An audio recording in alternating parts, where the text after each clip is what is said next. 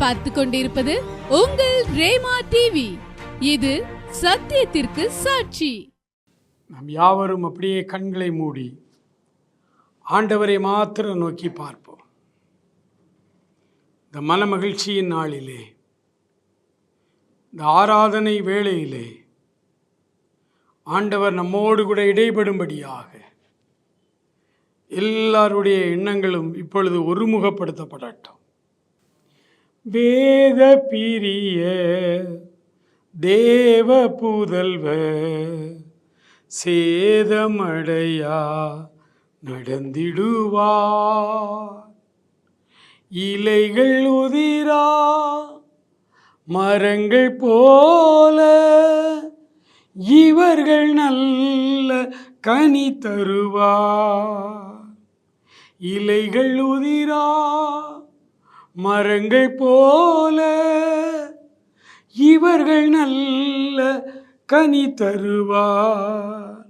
சத்திய வேதம் பக்தரின் கீதம், சுத்தர்கள் போகும் பாதையின் தீபம், உத்தம மார்க்கம் காட்டும் சத்திய வேதம். உம்முடைய வசனம் எங்கள் கால்களுக்கு தீபமும் எங்கள் பாதைக்கு வெளிச்சமாய் இருக்கிறது என்று சொன்னீரே. உம்முடைய வசனத்தின் பிரசித்தம் வெளிச்சம் தந்து எங்களை உம்முடைய தூய வழியில் நடத்துவீராக என்று மன்றாடுதலோடு ஜெபிக்கிறோம். அப்பா, என்னோடும் எங்களோடு நீர் பேசும், ஆசீர்வதியும். இயேசு கிறிஸ்துவின் நல்ல நாமத்தில் ஜெபிக்கிறோம் எங்கள் அருமை பிதாவே. ஆமேன், ஆமேன். அன்புக்குரியவர்களே, இந்த ஞாயிறு ஆராதனைக்கு உங்களை அன்போடு நாங்கள் அழைக்கிறோம். இந்த ஆராதனையிலும் நாம் தியானிக்கும்படியாய் திருச்சபையிலே நாம் கொடுக்கப்பட்டிருக்கிற தலைப்பு இறையியல் கல்வி. 1 தீமோத்தேயின் புத்தகம் 4ஆம் அதிகாரம் 6வது வசனத்தை கருத்து வசனமாய் நமக்கு கொடுத்திருக்கிறார்கள். அந்த வசனத்தை நான் உங்களுக்காய் வாசிக்கிறேன். இவைகளை நீ சகோதரருக்கு போதித்து வந்தால் விசுவாசத்திற்குரிய வார்த்தைகளிலும் நீ அனுசரித்து வந்த போதகத்திலும் தேறினவனாகி இயேசு கிறிஸ்துவுக்கு நல்ல ஊழியக்காரனாய் இருப்பாய். இறையியல் கல்வி என்பது மிக மிக மிக முக்கியமானது, அவசியமானது. இறையியல் கல்வியிலே ஒரு மனிதன் கற்று தேர்ந்திருந்தால் அந்த மனிதன் இயேசு கிறிஸ்துவுக்கு நல்ல ஊழியக்காரனாக இருப்பார். பவுல் தீமோத்தேயுக்கு எழுதுகிறார். ஆனால் இந்த இறையியல் கல்வி கற்பதிலே ஒரு பெரிய ஆபத்து ஒன்று இருக்கிறது. ஆண்டவரோடு கூட ஐக்கியப்படாமல் இயேசு கிறிஸ்துவை சொந்த இரட்சகராக ஏற்றுக்கொண்டு அந்த ரட்சிப்பின் அனுபவம் இல்லாமல், தேவ ஆவியானவருடைய நிறைவை பெறாமல் ஒரு மனிதன் இறையியல் கல்வி கற்றால் அது ஆபத்து. ஆனால் ரட்சிக்கப்பட்ட ஒரு தேவ மனிதன், ரட்சிக்கப்பட்ட கடவுளின் பிள்ளைகள் அபிஷேக அனுபவத்தை நம்பி விசுவாசித்து அந்த அனுபவத்திலே வளர்ந்து வருகிறவர்களுக்கு வழி தவறாமல் சரியான பாதையிலே செல்ல இறையியல் கல்வி அவசியம். இன்னைக்கு அநேக இறையியல் கல்லூரிகள் நல்ல மாணவர்களை வெளியே அனுப்பல. இறையியல் கல்வி கற்றுக்கொண்ட அநேகர் பெயர் கிறிஸ்தவர்களாய்த்தான் இன்னும் இருக்கிறாங்க, சாராயம் குடிக்கிறவர்களாக இருக்கிறார்கள். இறையியல் கல்வி கற்றவர்கள், பட்டம் பெற்றவர்கள் பலர். இது ஒரு துயரமான சம்பவம். ஆகவேதான் பவுல் தீமோத்தேயுக்கு எழுதும் பொழுது இறையியல் கல்வி எவ்வளவு அவசியம் தெரியுமா? ரட்சிக்கப்பட்ட அபிஷேகம் பெற்ற மனிதர்கள் பலர் சரியான தியாலஜிக்கல் நாலேஜ் இல்லாமல், வேதாகமத்தை குறித்த ஒரு சரியான புரிந்து கொள்ளுதல் இல்லாமல் வழி தவறி போகிறார்கள். இன்னைக்கு நிறைய பெந்தெகோஸ்தே ஸ்தாபனங்களும் ஊழியங்களும் ஊழியர்களும் சண்டை போட்டு கொண்டிருக்கிறார்கள். நிறைய பேருக்கு அடிப்படை நாலேஜே கிடையாது. ஊழியம் செய்கிற அநேகர், ரட்சிக்கப்பட்ட அநேகர், ரட்சிக்கப்படாமலே அல்லது இந்த கிறிஸ்துவின் மேல் அடிப்படை விசுவாசமே இல்லாமல் இறையியல் கல்வி படித்து ஊழியத்துக்கு நிறைய பேர் வர்றாங்க. ஸ்தாபன திருச்சபைகளிலே அவர்களாலும் அதிக கேடு. நல்ல அனுபவம் பெற்றவர்கள், ஆண்டவரை துதிக்கிறவர்கள், ஆனால் அடிப்படை இறையியல் கல்வி இல்லாமல் சினிமா பாட்டை புல்பீட்டில் பாடிக்கிட்டு இருக்கிறாங்க. காரணம் இறையியல் கல்வி அவர்களுக்கு இல்லை. கண்ட துருபதேசங்கள் அதிகமாக வர்றது, அதற்கு காரணம் அழைக்கப்பட்ட ஊழியர்கள் தான் அவர்கள். ஆனால் இறையியல் கல்வி அவர்களுக்கு இல்லை. இந்த அதிகாரம் முழுசுமே ரொம்ப முக்கியமான அதிகாரம். ஆகவே இந்த ஞாயிற்றுக்கிழமை நாம் இந்த காரியங்களை சரியாய் நாம் புரிந்து கொள்ள வேண்டும். முதலாவது, தீமோத்தேயை போல இளம் ஊழியக்காரர்களுக்கு தான் இந்த வசனம் எழுதப்பட்டிருக்கிறது. தீமோத்தேயு ஒரு இளம் ஊழியக்காரர், விசுவாச வாழ்விலே வளர்ந்து வருகிறவர். தீமோத்தேயுக்குள்ளே மாயமற்ற விசுவாசம் இருக்கிறது. அந்த விசுவாசத்தை அப்ரிஷியேட் பண்ணி எழுதுகிறார் பவுல். அப்படி எழுதும் பொழுது இறையியல் கல்வியின் முக்கியத்துவத்தை இந்த அதிகாரம் முழுவதுமே அவர் எழுதுகிறார். நாம் வாசித்த இந்த அதிகாரத்திலே 1 தீமோத்தேயு 4ஆம் அதிகாரத்திலே 7வது வசனத்தை நான் உங்களுக்கு வாசிக்கிறேன். சீர்கேடும் கிளவிகள் பேச்சுமாய் இருக்கிற கட்டுக்கதைகளுக்கு விலகி தேவபக்திக்கு ஏதுவாக முயற்சி பண்ணு. இறையியல் கல்வி ஒரு மனிதனுக்கு இல்லைன்னா, ஒரு ரட்சிக்கப்பட்ட தேவ பிள்ளைக்கு இல்லை அப்படின்னா, இந்த சீர்கேடான கிளவி பேச்சுக்கு போயிடுவாங்க. ரொம்ப வருஷத்துக்கு முன்னால தூத்துக்குடி பகுதியிலே அடிப்படை இறையியல் கல்வி இல்லாத ஒரு பெரிய போதகர், ஒரு இண்டிவிஜுவல் சபை, அவர் ஒரு சபை வைத்திருந்தார். அந்த சபைக்கு நிறைய பேர் வந்தாங்க. அந்த சபைக்கு ஒரு பிரேயர், புத்தாண்டு செய்தி கொடுக்க ஒருவரை அழைத்திருந்தார்.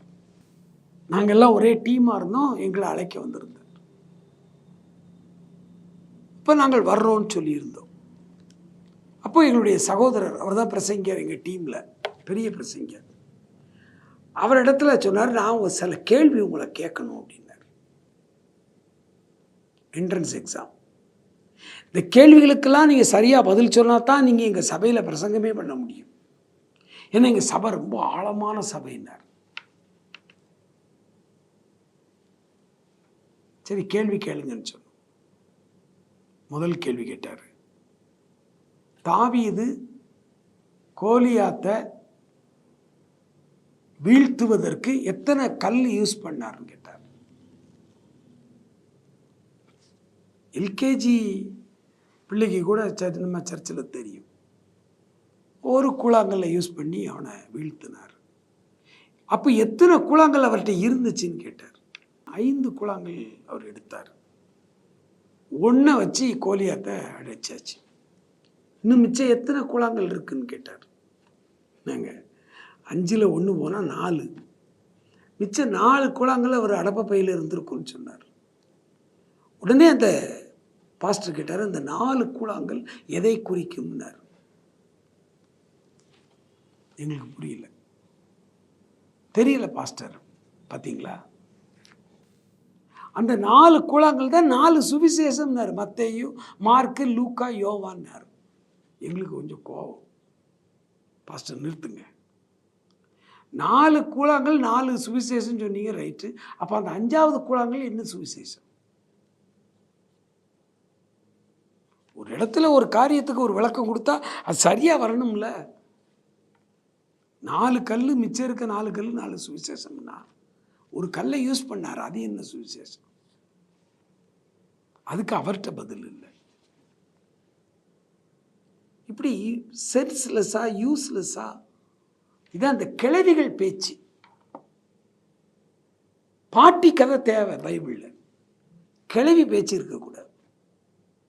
உன் பாட்டியாகிய லோவிசாளுக்குள் இருந்த விசுவாசம், உன் தாயாகிய ஐநேயக்காலுக்குள் வந்த விசுவாசம் அப்படியே உனக்குள்ளும் வந்திருக்கிறது தீமோத்தேயுன்னார் பவுல்.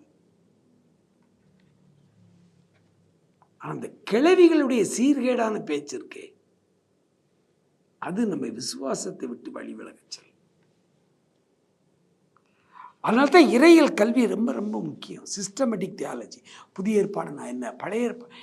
இன்னைக்கு வரைக்கும் ரொம்ப பேருக்கு இன்னைய வரைக்கும் சொல்கிறாங்க 1ஆம் தேதி வருஷத்தில் முதல் நாள் தீர்க்க தரிசனம், ஜப்பானுக்கு என்ன நடக்கும், இந்தோனேசியாவுக்கு என்ன நடக்கும், இந்தியாவுக்கு என்ன நடக்கும், அமெரிக்காவுக்கு என்ன நடக்கும்னு சொல்லி முதல்ல அதுவே blunder mistake. Systematic theology old டெஸ்டமெண்ட்டில் சமஸ்த இஸ்ரவேல் தேசமும் கர்த்தருடைய பிள்ளைகள்.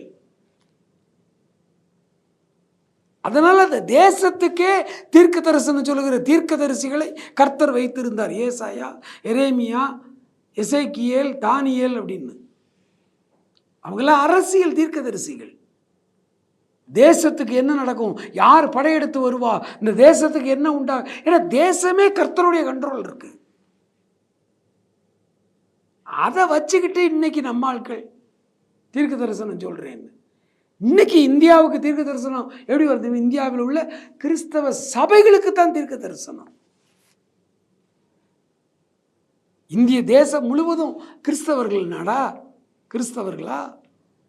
இஸ்ரேல் முழுசும் யூதர்கள், கிறிஸ்தவர்கள், கடவுளின் பிள்ளைகள், இஸ்ரவேலர்கள். அந்த தேசத்தையே அவர் தான் நடத்தினார். இன்ஃப்ராஸ்ட்ரக்சர் அவர் தான் கொண்டு வந்தார். சண்டை முறைமைகள் அவர் கற்றுக் கொடுத்தார். அதை வச்சுக்கிட்டு இன்னைக்கு ஊர் ஊரா தீர்க்கதரிசனம் சொல்லிட்டு இருக்கக்கூடாது. இன்னைக்கு என்ன தீர்க்கதரிசனம் வரும் தெரியுமா?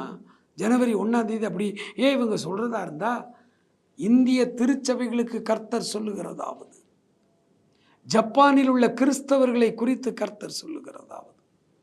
அதாங்க புதிய ஏற்பாட்டு திருச்சபை ஊழியம். அவர் சிலரை அப்போஸ்தலராக, சிலரை தீர்க்கதரிசிகளாக, சிலரை மெய்ப்பராக, போதகராக, சுவிசேஷகராக சபையிலே ஏற்படுத்தி வந்தார்.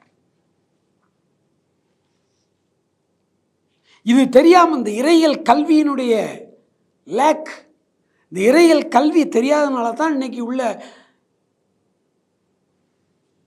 நம்ம அண்ணமார் சகோதரமார்கள் எல்லாம் இன்னைக்கு கண்டமானிக்கு தீர்க்க தரிசனம்.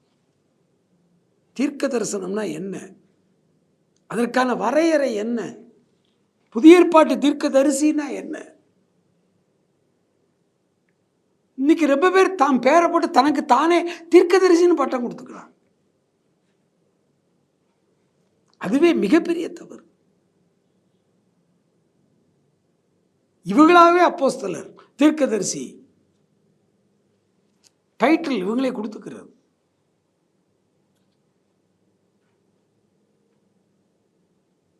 அதனால தான் எலெக்ஷனை பற்றி இவங்க சொல்கிற தீர்க்க தரிசனம் எல்லாமே தப்பாக போகுது. காரணம் தான் தீமோத்தேயுக்கு எழுதுறாரு, தீமோத்தேயு நீ மிக சரியாய் இவைகளை போதித்து வரணும், நீ அதை அனுசரிக்கணும், போதித்து வரணும். இந்த புதிய ஏற்பாடு திருச்சபையில் 1 நூற்றாண்டு திருச்சபைக்கே எழுதுறாரு, விவாகம் பண்ணாதிருக்கும்படி. இது இறையியல் கிடையாது. இன்றைய வரைக்கும் ஒரு குறிப்பிட்ட சபை இருக்கு, கல்யாணம் பண்ணாதான்னு சொல்லிக்கிட்டு இருக்கான். கத்தோலிக்க திருச்சபை மாதிரி இப்போ கல்யாணம் பண்ணாதான்னு சொல்லிட்டு இருக்கான். 1 தீமோத்தேயு 4ஆம் அதிகாரத்தில் சொல்றார், விவாகம் பண்ணாதிருக்க அந்த பொய்யர் கட்டளையிடுவார்கள், இதை சாப்பிடாத அதை சாப்பிடாதன்னு சொல்லி பலவிதமான நூதன உபதேசங்களை கொண்டு வருவார்கள், அந்த பொய்யர் கட்டளையிடுவார்கள் போட்டிருக்கு. அப்ப விவாகம் பண்ணாம நீ ஊழியம் செய்யணும், அதான் ஊழியன் ஒருத்தன் சொன்னா அவன் பொய்யன். ஒரு சபையே இருக்கு அப்படி. நாங்கள் தான் சீயோன்பாங்க. அந்த மாயத்தில் எக்கச்சக்கமான பேர் விழுந்து கிடக்கிறாங்க இன்னைக்கு. ஆகவேதான் நம்முடைய திருச்சபை மக்களாகிய நீங்களும் நானும் ஆண்டவராகிய இயேசு கிறிஸ்துவை மெய்யாய் ஏற்றுக்கொண்ட நமக்கு இறையியல் கல்வி மிக அவசியம். ஒருவேளை இறையியல் கல்வி எல்லாரும் போய் பைபிள் காலேஜில் படிக்க முடியாது. அதற்கு பதிலாக நாம் ஒரு காரியம் செய்யலாம். இந்த நிருபங்களை கவனமாய் வாசித்து இதன் இறையியல் கல்வி நிருபங்களை சரியாய் தேவ சமூகத்தில் அமர்ந்து ஆவியோடும் உண்மையோடும் நாம் ஆராதித்து வந்தால், நாம் அனுசரித்து வந்தால், மற்றவர்களுக்கு போதித்து வந்தால் ஆண்டவருக்கு நல்ல ஊழியக்காரர்களாக இருப்போம். ஆண்டவர் தாமே நம்மை ஆசீர்வதிப்பாராக. நாம் ஜெபிப்போமா? மகா இரக்கமுள்ள எங்கள் ஆண்டவரே, நன்றி நிறைந்த உள்ளத்தோடு உம்மை நாங்கள் துதிக்கிறோம், ஸ்தோத்தரிக்கிறோம். அப்பா, நீ இவைகளை சகோதரருக்கு போதித்து வந்தால் நீ இயேசு கிறிஸ்துவுக்கு நல்ல ஊழியக்காரனாய் இருப்பாய் என்று கற்றுக் கொடுத்தீங்களே. நாங்கள் உம்முடைய திருவசனங்களை, குறிப்பாக நிருபங்களை கவனமாய் வாசிக்க, இறையியல் கல்வியிலே நாங்கள் கற்றுக்கொள்ள, ஆண்டவரே, வேதாகமத்தின் இறையியலை நாங்கள் புரிந்து கொள்ள எங்களுக்கு உதவி செய்தார்கள். பஞ்சங்களுக்கு தப்பி நல்ல விசுவாசத்தோடு நாங்கள் வாழ உதவி செய்யும். இயேசு கிறிஸ்துவின் நாமத்தில் ஜெபிக்கிறோம் எங்கள் அருமை பிதாவே. ஆமேன், ஆமேன்.